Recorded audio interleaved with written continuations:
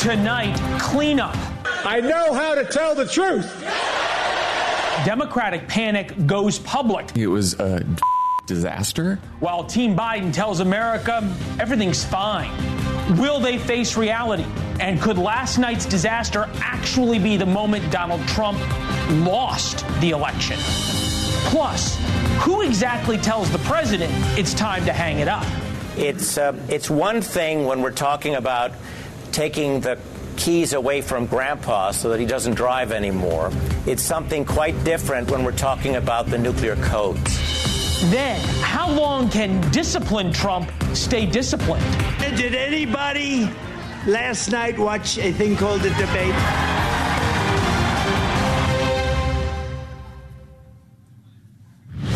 Come on the air with breaking news at 7 p.m. Eastern. Live pictures of New York City. President Biden just wrapped up a star-studded Pride weekend event there featuring Elton John. His visit to the Big Apple is now overshadowed by a devastating piece from the New York Times editorial board. This will be out this weekend, probably in the paper tomorrow morning. To serve his country, President Biden should leave the race. That is the New York Times editorial board. That is not an opinion piece by one columnist. Mr. Biden can't continue his race and create a process to select someone more capable to stand in his place to defeat Mr. Trump in November. It is the best chance to protect the soul of the nation. Welcome to the fairest show on television. That breaking news, what I just told you about, and Mr. Biden's debate performance last night should scare Republicans a lot. Republicans kept saying Biden couldn't put together a sentence. Last night, time and time again, the leader of the free world, the president of the United States, the commander-in-chief, couldn't put together a full sentence. It was an awful, awful performance. Forget about the election. Seeing the president of the United States like that isn't good for America. But Biden's bad debate performance might not be great for Republicans, and here's why. It might turn out like Roe v. Wade. For 30 years, Republicans talked about overturning Roe. 2 years ago, they got what they wanted. And since then, they have gotten crushed. And now Democrats are openly discussing doing exactly what Republicans have long said should be done. And he needed to change the narrative, and he did change the narrative. He sunk his campaign tonight. There is a deep, a wide, and a very aggressive panic in the Democratic Party. Joe Biden had one thing he had to do tonight, and he didn't do it. This is the last chance for Democrats to decide whether this man we've known and loved for a very long time is up to the task of running for president of the United States. Kind of pains me to say this today, but I think President Biden needs to step down and be replaced. It's not just on TV. Biden's favorite columnist, Tom Friedman of the New York Times. I cannot remember a more heartbreaking moment in American presidential politics of my lifetime, precisely because of what it revealed. Joe Biden, good man, good president, has no business running for re-election. And look at how happy Donald Trump is with all of this. Many people are saying that after last night's performance that Joe Biden is leaving the race. But the fact is, I don't really believe that because he does better in polls than any of the Democrats they're talking about. First part of that sentence is true. Second part, maybe not. And of course, he's right. You can't beat someone with no one. They could replace Biden with Kamala Harris, and that'd be just fine for Donald Trump. Trump would love it. But what if Democrats were just a little bit smarter than that? Roy Cooper, governor of North Carolina, centrist Democrat in a red state. Commerce Secretary Gina Raimondo, former governor of Rhode Island. Michelle Obama, literally one of the most popular people in America or the world. Her approval ratings are second only to Queen Elizabeth, who's dead. Pennsylvania Governor Josh Shapiro, first Jewish governor in history. Pennsylvania is a key swing state. Governor Gavin Newsom, Minnesota Congressman Dean Phillips, who tried to primary Biden, but the DNC and left-leaning media shut him out. And then there is Kentucky Governor Andy Beshear, who won in a Trump plus 10 state as a Democrat. On the issue of abortion, by the way. Speaking of disasters caused by Roe v. Wade for Republicans. Those should all terrify Team Trump for various reasons. And look, the path of least resistance for Democrats is keeping Biden. Voters like Harris even less than they like him.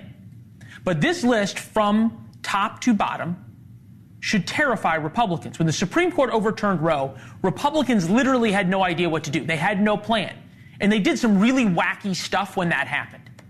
They let Trump be Trump. They got waxed in the midterms. Joe Biden is on the ropes. He might even get replaced. And Republicans, for that eventuality, have absolutely no plan. We start tonight with South Carolina Congresswoman Nancy Mace. Nice to see you, ma'am. You know better than most the dangers for Republicans when something happens that they want and they have no plan. Is there a plan if Joe Biden gets replaced? Well, either way, whether Joe Biden stays on the ticket or Joe Biden is replaced, this is an unmitigated disaster for Democrats because now it's been revealed after last night's debate. It was an epic wake-up call for every single American.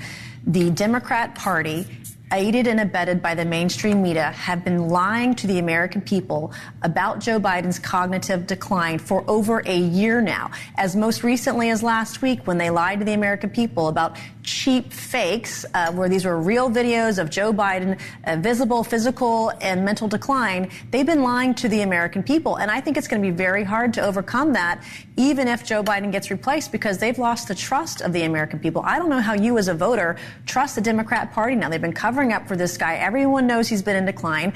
And now, as you mentioned, the leader of the free world out here couldn't even stand up for 90 minutes. It is. Would Republicans be wise to step back, not talk about the 25th Amendment, and observe the first rule of politics, which is when your opponent is driving off a cliff, as happened in this debate, do and say nothing?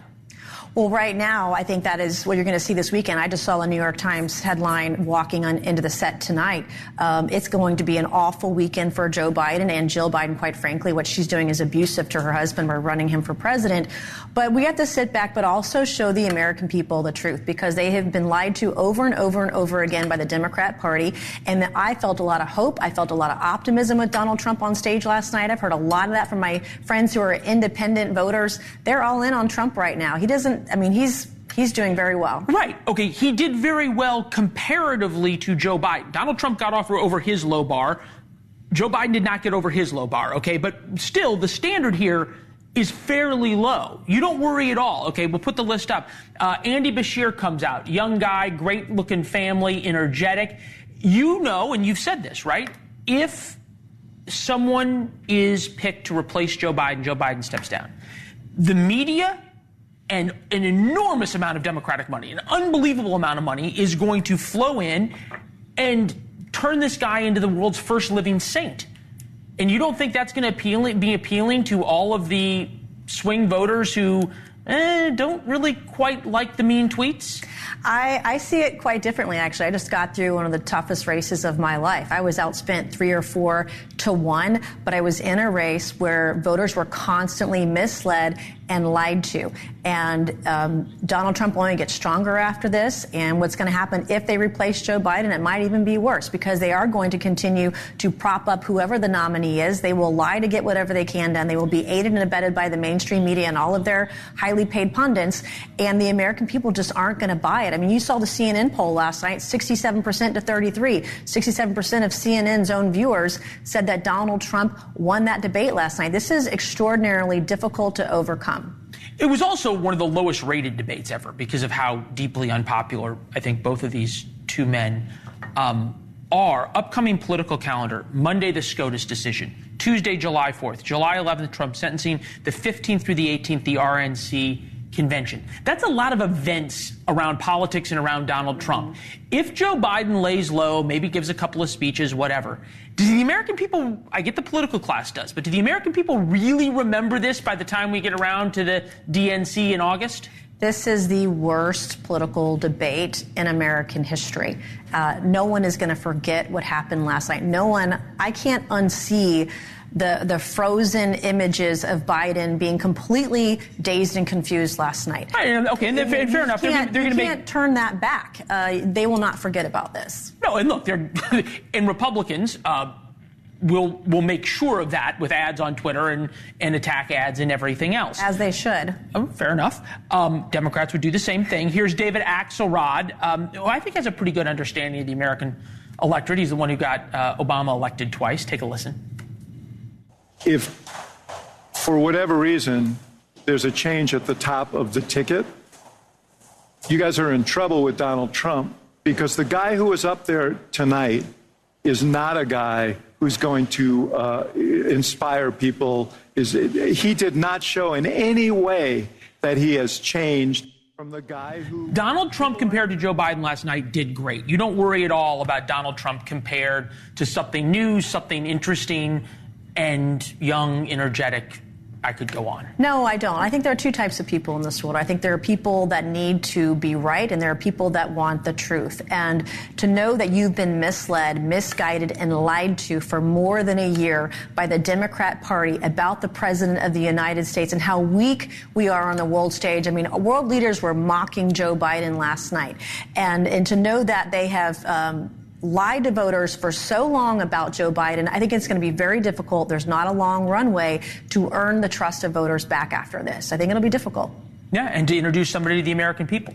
There's a lot of people, 55%, who have nostalgia for Donald Trump's presidency. It's good to see you as always, ma'am. Thank you. Yeah. We appreciate it. So, who's really running the show at the White House? It is a legitimate question now. We're going to show you how Jill Biden is becoming a lot more than the First Lady. And path of least resistance, of course, is for Democrats to keep Biden on the ticket. And to be fair, we'll show you why it's probably their best option.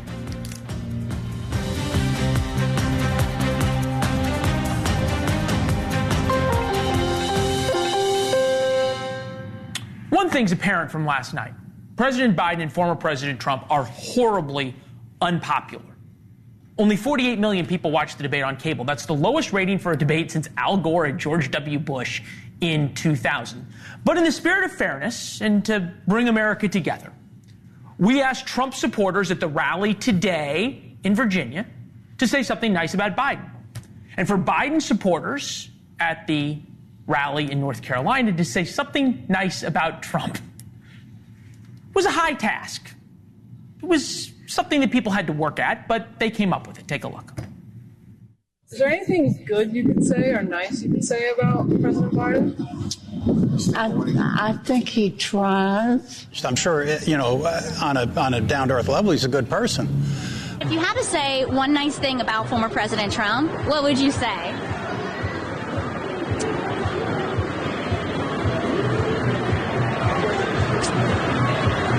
That at least he showed up for court. He apparently has a good handicap on golf. We tried. For all the talk, though, about replacing Biden, there's a time Republicans talked about replacing Trump. Remember 2016? That was the Access Hollywood tapes. And look, there were a lot of times, right, that Trump was done. Access Hollywood tapes, impeachments, court cases, porn stars. All of those moments were supposed to be the end of Donald Trump's political career. There are about 1,000 more things we could put on this graphic. We didn't have room. And Donald Trump survived all of them. And right now, he's the odds-on favorite to win. And now we look at Joe Biden's bad moments. The Afghanistan withdrawal, Hunter Biden's trial and his son's felony conviction, the border, inflation, America's crime wave. All of those things, we're going to take Biden out. They haven't. It is very difficult to put a president out to pasture. With us now, Chris Hahn, NewsNation political contributor, host of the Aggressive Progressive podcast. Lauren Wright, associate researcher, scholar, and lecturer in politics and public affairs, Princeton University. All right, Hahn, I'm starting with you because you're remote, so we'll end with Lauren. Next three big events involving Trump. July 1st, SCOTUS ruling on his presidential immunity claims. The media will skewer Trump justices.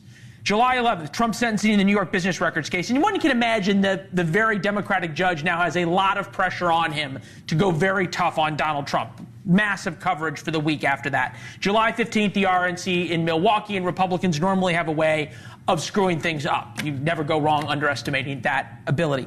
By the end of that, is anybody going to remember this debate? And therefore, maybe Democrats should just sort of wait a little while on all the replace Biden talk, huh? They will never forget this debate. The problem for Biden was what happened last night proved to people what people have been saying about Biden and made people distrust what the Biden people have been saying about Biden. And I don't think there's any coming back from that. That's why I think the New York Times is right. That's why I think a very difficult conversation needs to be had very soon with the President of the United States. Lauren, fair to say we're in uncharted waters, right? The only probably parallels would be LBJ in 68, and then when Richard Nixon was approached by members of his own party, his own congressional delegation that came and said, all right, it's time to go, right? This would be the question. The only people who can do this and talk about this in this way to Joe Biden are going to be fellow Democrats who also have skin in the game, perhaps like Hans' old boss, the majority leader in the Senate. Sure. If Joe Biden gets shellacked, which is the worry here because of the debate, how much will that affect all the down-ballot races, the House, the Senate, and the governor's races? It will affect them massively. I will acknowledge that Donald Trump is also down-ballot poison, and that was shown in 2022. But yes, it's a huge problem, and I think the question about the strategy is just showing how Democrats have ceded the ethical high ground. They've been saying we're the campaign of truth, but they've been lying for a year about Biden's capability. That's very plain to see and very true. They've been the campaign message of democracy, but they seem to be very happy to shove this person down everyone's throats who polling overwhelmingly shows people are unsure and very worried about. All right, so this is some of the panic, and I think it's worthwhile showing the reactions in real time to the debate performance. Take a look. It's kind of a DEFCON 1 moment. We saw last night why this race has been close and why I fear Donald Trump will be the next president of the United States unless things change. Yes, there was a slow start, but it was a strong finish. Whether it be infrastructure, the man who we saw on the stage tonight, is that the other guy on the debate every day? Yeah, the other guy's terrible, he's terrible. Han, you can't beat somebody with nobody. We have that list of all of the possible Democrats. I'm not going to ask you who you think should be picked. I'm asking, why would anybody who wants a political future, Gavin Newsom included, why would anybody pick up this baton when you have no national name recognition, you've got a very shortened time frame to try to go up against Donald Trump, and you've got to deal with everything that Lauren just said, which is the DNC and the media, and Democrats at all protected Joe Biden and have absolutely no credibility with the American people. I think the short time frame actually will benefit whoever the Democrats pick. Not a lot of time to break them down, not a lot of time to make them public enemy number one. And they should run because they would win, right? Andy Beshear would beat Donald Trump by 25 points. The Republicans would not win the Senate.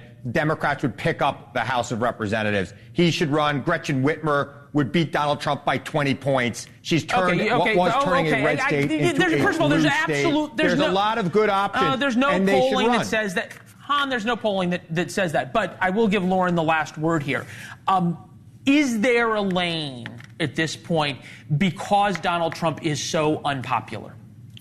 I don't know, but I will tell you one thing. It's so insulting to Kamala Harris, all these back and forths about who could it possibly be? She's the person. That's who Biden picked. He said, this is my choice for the next generation. I'm the bridge to the next generation. She's the only one who has worse numbers than he does. That's exactly right. And so that's the cynical calculation of Democrats is they know she's even more divisive than Biden. And so they're willing to leave the country in the balance with Biden really out of it in order to try to win the election, and I've never seen anything like it. Yeah, I guess now we're going to figure out, right, whether I can make an argument forever. We're out of time.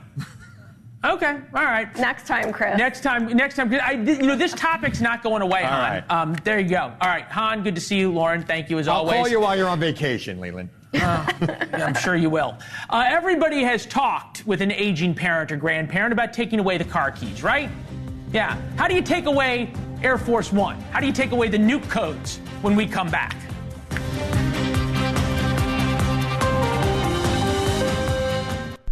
Not a single prediction about how last night's debate would go came true. That's why we play the game, Vince Lombardi. Remember when Team Trump complained about how unfair the moderators would be? Well, things change. But the focus has turned to something else. The White House press corps that long ignored the story of Biden's age. Here's Alex Thompson of Axios.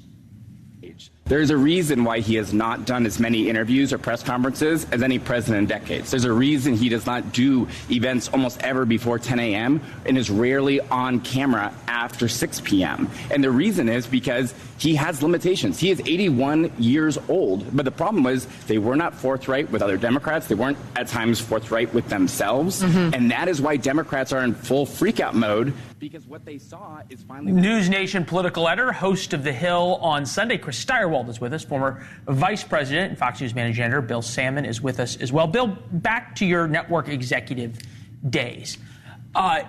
Is network executives going to start saying to their White House units, we now need to cover Joe Biden in a different way? You know, I don't even think it has to be that explicit. I think it is so self-evident, it's so manifest after last night that I think the journalists will simply be reporting what is, you know, the obvious widespread panic within the Democratic Party, which is now the sort of organizing principle throughout the Democratic Party. But underneath that panic, they're split. And they are split into two distinct camps. One is the first camp is let's dump him now. And the second camp is let's circle the wagons, maybe wait for the first batch of polls to come out, and then maybe we'll dump him then. And I tell you, the New York Times, when you've lost the New York Times editorial board, which they came out an hour and a half ago and said, you know, he should step down, that is going to give cover to a lot of the circle the wagons people to start inching over into the dump him now camp, because that gives you a fig leaf to say, boy, even the New York Times doesn't like we got to do something, guys. Chris, how do we know when the panic is real? So this is everything that's been said and is being said is something that these people believed before but couldn't say. Some of them said, Ezra Klein of the New York Times, for example, said back in February or March, it's time for Joe Biden to step aside for the good of his party. And then he walked it back. Well, there was a lot of enforcement that was going on. You can't say this about Biden because if you do, it's going to blow up and Donald Trump is going to become president. What you saw last night and today from Democrats and from their admirers in the press was now it's okay to say the truth. Now it's okay to say. So the urgency of the freakout and the volume of the freakout is multiplied by the fact that it was pent-up demand. There was a reservoir of anxiety about Biden that people were not giving voice to, and now they have a reason that they can. And the Wall Street Journal, which a couple of weeks ago put out a major story saying Biden's really out of it behind the scenes, and the press uniformly attacked the Wall Street Journal and said, you didn't source that properly, et cetera, et cetera. They've been vindicated. And by the way, can we now stop all of this talk about, well, it was a cheap fake? He didn't really walk away from the Italian prime minister. You don't believe your lying eyes. The American people saw with their own eyes last night what kind of condition our president is in, and they didn't really like it. There's a deeper issue that Scott Jennings on CNN pointed out, and I think it's important to hear your guys' thoughts. Take a listen. We have been told for weeks by Democrats who say, oh, in private meetings, I've seen Joe Biden do cartwheels and handstands while doing trigonometry while solving all the nation's problems. We now know that every single person who said that has been lying to the American people. So this is the question going forward, Chris. If the ABC debate happens, right, and allegedly Joe Biden's team put out, hey, we're still in, there's no dropping out, and we're in for the ABC debate.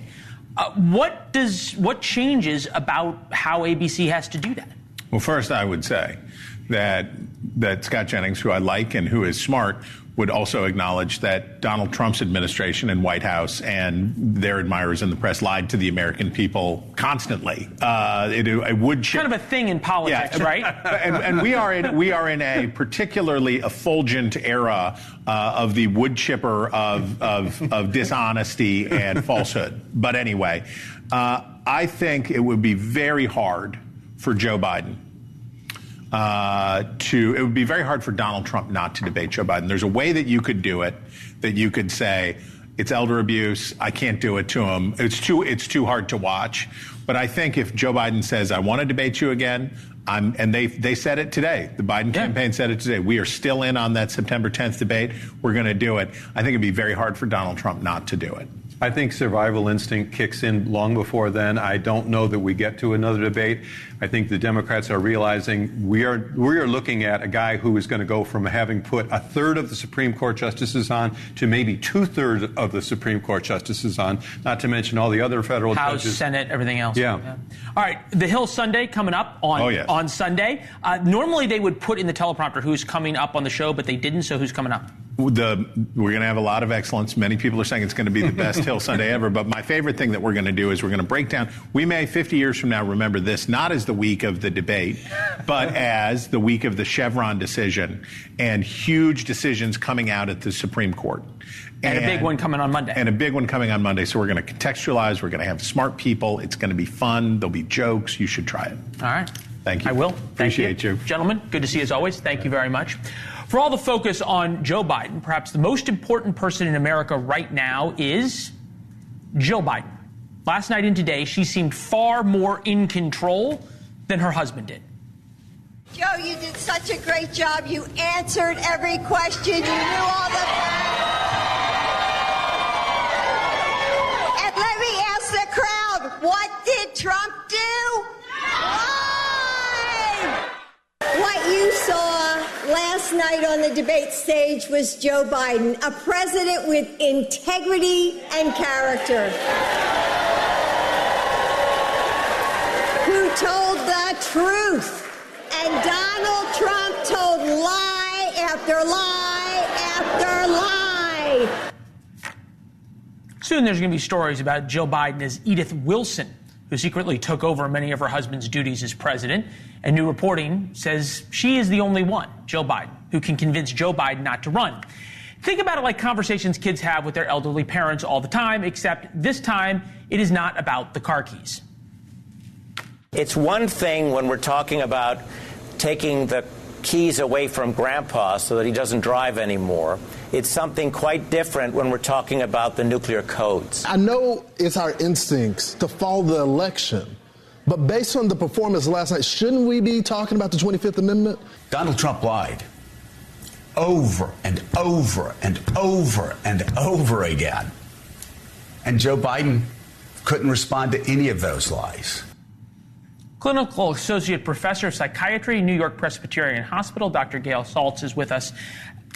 Just strip all this back, because all these people in the end are human beings. How do you say to someone, it's time? Yeah.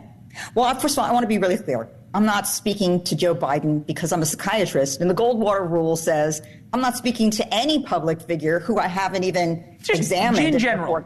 And comment on. But in general, the most important things are, first of all, to be empathetic, to understand that your parent, for example, is a human being who's been independent and autonomous their whole life, and they don't want to give that up.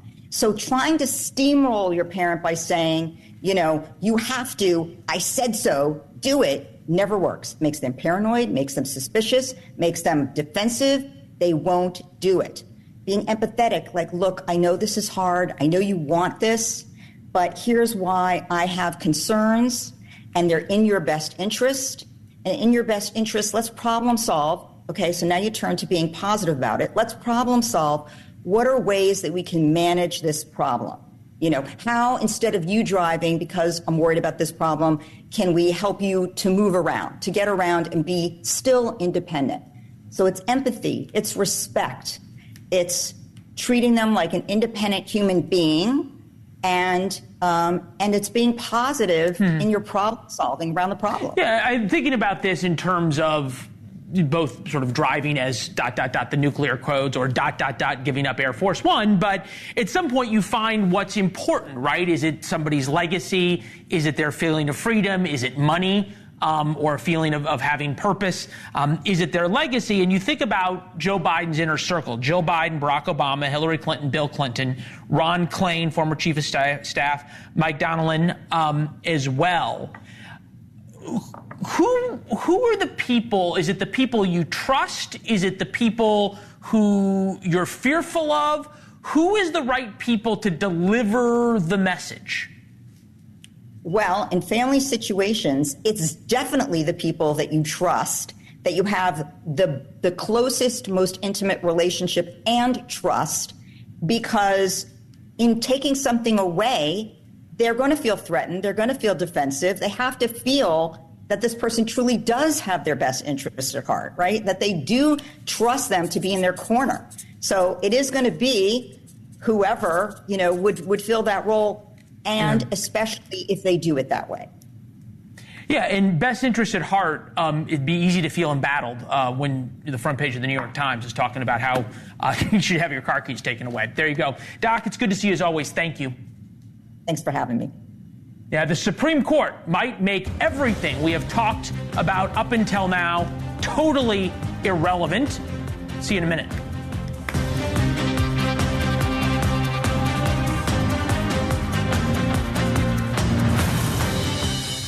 Both justices on. They had, I understand, another 3, and they did the right thing. Free the J6 hostages now. They should free them now for what they... Trump's big win last night put renewed focus on the Supreme Court's coming decisions in his immunity case. They will likely decide on Monday if Trump goes to trial for his actions on January 6th, before or after the election. Huge.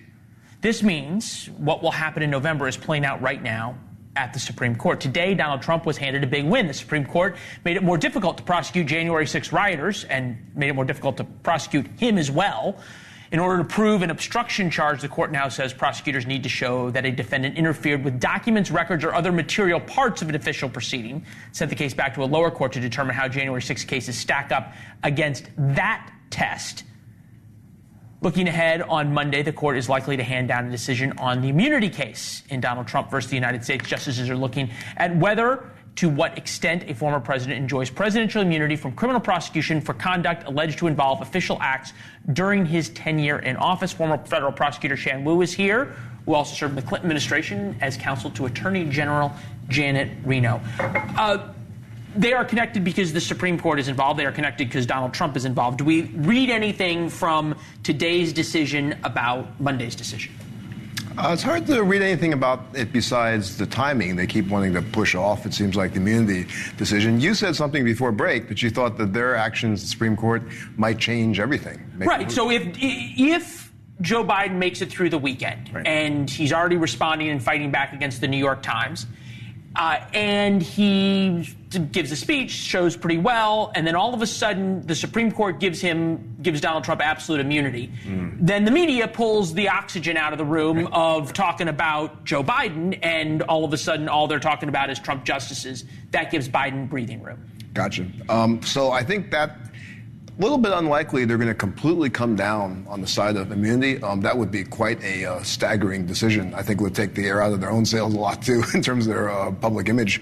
More likely, I think, they're going to kick it back down to have more fact-finding. It's going to result in like a mini trial as to which of the actions does the trial court find were within this outer perimeter, which are official, which are not official. Basically, it's going to chew up a whole lot more time. It's hard to understand why they didn't do this much earlier. I get you don't want to release the decision the night before the debate, but they could have done it 2 months earlier. I think the January 6th case that came down today, a lot of brouhaha over will it affect Jack Smith's prosecution of Trump. I don't think it will. I mean, it affects some of these folks who have been convicted already, but they actually had a quite specific carve-out about whether there might be fake documents involved, and that's one of the issues in the Trump charges. Is in notion. So just because, so the fact that they, and maybe the fact that they didn't just throw out wholesale all of the cases, the January 6th obstruction cases, it tells you that the court is looking for middle roads here. Either way, and even some of the coverage of this latest case. Here's the media, NBC News, talking about the January 6th case decision today. We're coming on the air with breaking news that could impact hundreds of people charged in connection with the January 6th attack on the Capitol and potentially former President Trump. If we don't deter Americans from trying to block the peaceful transfer of power, do we still retain a constitutional republic? To those who breached the Capitol, former President Trump was also charged with 2 counts of obstruction. Of course, he will try to use it to further delay the proceedings in his own case. Okay, and I think reasonable people can agree that there's a lot of anger by the left at the Supreme Court and by the Supreme Court justices. Do you worry at all what George Will was talking about on Monday, that continuing to delegitimize the court is going to backfire or could backfire if Donald Trump is elected, because the only people who put a check on the executive is the court? I think it won't backfire if he's elected. I think it'll work perfectly for what he would like to do, which is to basically stack it more, not in terms of numbers, just, replace more conservatives with conservatives, liberals if they retire. I don't think, honestly, don't mean to be flippant about this, but I don't think the court can get any more delegitimized than it is right now. It seems to be viewed in such a partisan way. There are some internal splits starting to develop there, even among the conservatives. I think this is sort of a bed of their own making at this point. I don't know. I always think things can get worse, but that's the pessimist in me. I'm rarely disappointed. There you go. It's good to see you, sir. Trump didn't yell and interrupt last night. In fact, he seemed downright controlled. Why that will never last, and it's not going to at his rallies.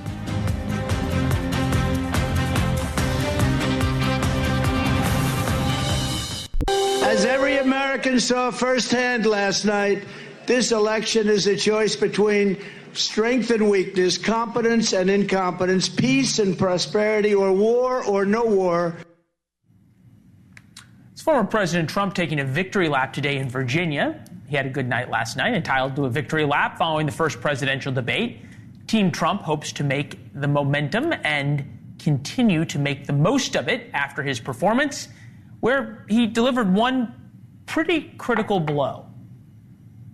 And I'm going to continue to move until we get the total ban on the total initiative relative to what we're going to do with more Border Patrol and more asylum officers.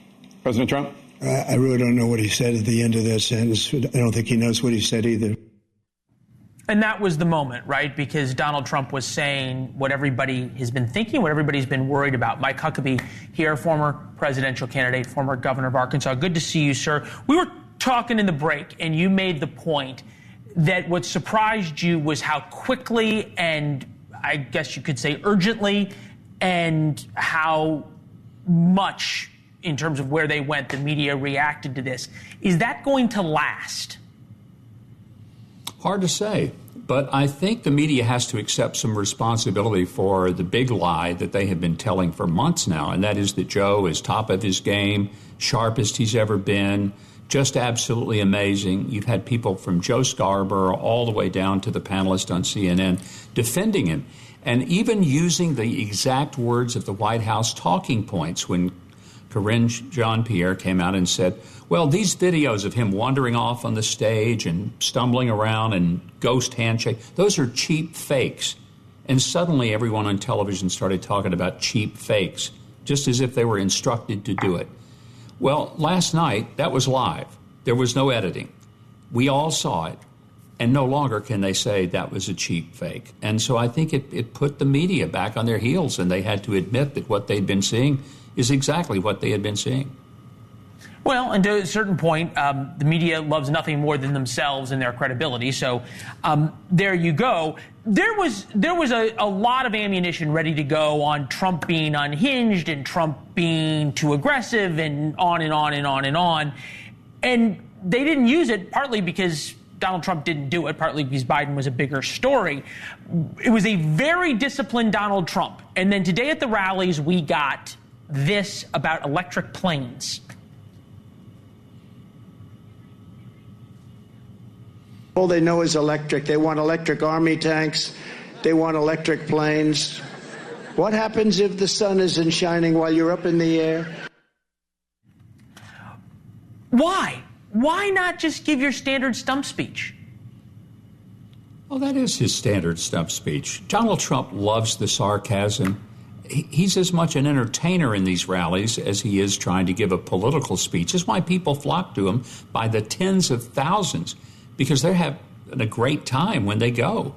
And it's part show and it's part rally. But, Donald Trump is going to always be able to throw some things like out there. And that was just, to me, kind of a funny line. I mean, he wasn't. Here's the problem. Okay, when people take Donald Trump seriously on everything he says as if he's literally saying it, they're always going to be standing around with their pants in a wad. they're going to have to just relax a little bit and say, this is a guy who goes out there and he's speaking to his audience, he's having a good time, and he wants them to have a good time. And he's going to use his sense of humor. He's got one. I've been around him even more so in private than he is in public. He's a hilarious guy, and I know people don't think that, but he is. And so when he goes out there and says stuff like that, listen to the audience reaction. They get it. They get it. And look, there's something to a sense of comedy and a sense of timing and entertaining. I think he said in the 1980s to Playboy magazine, it's the Trump show. It's sold out everywhere. He gets it. This was interesting. I thought the look on his face last night said a lot when Biden went after him about his alleged relationship with Stormy Daniels. Take a listen. How many billions of dollars do you owe in civil penalties for molesting a woman in public, for doing a whole range of things, of having sex with a porn star on the night while your wife was pregnant? I mean, what are you talking about? You have the morals of an alley cat. There was one smirk, but for a guy who always talks about how he's a counterpuncher, what did his staff say? If you can do it in 30 seconds, I would appreciate it. That finally, after 8 years, got through to him. I don't think it was anything his staff said. I think he sat through a trial for 7 weeks. He didn't jump over the table and grab Judge Merchan by the neck, which I'm sure he was tempted to do.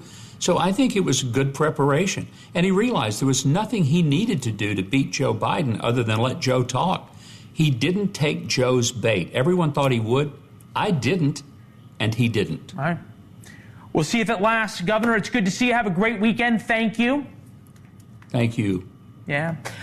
I'm off next week. You'll be in the very good hands of Elizabeth Pran, Monday, Tuesday, and Wednesday. It's worth celebrating America. What we have here, what the founders created, July 4th, 1776, is still something unique in the world. Go enjoy it, celebrate it, spend some time with the people you love. See you in a week.